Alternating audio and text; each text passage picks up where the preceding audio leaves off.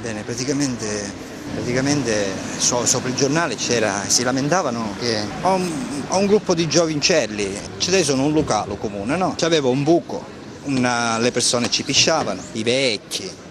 E allora per evitare, perché non è che ci possiamo mettere un vigile urbano ogni pisciatoio abusivo, allora dice, diamo a questi ragazzi e vedremo se magari si inventono un travaglio, no?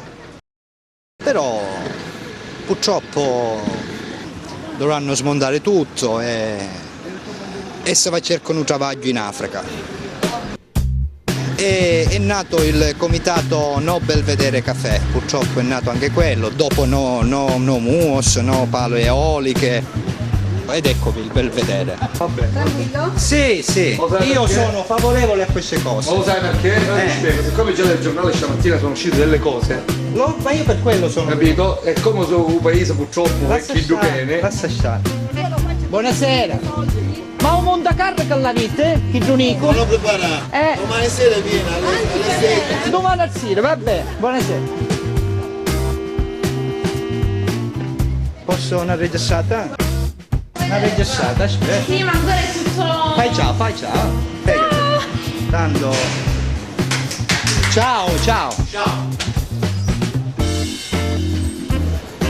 Cioè, alla fine era un posto disabitato. Ma certo, ci pisciavano, ci cacavano. Ah, va bello. A voi la linea in studio. Protestanti. Siete dei protestanti.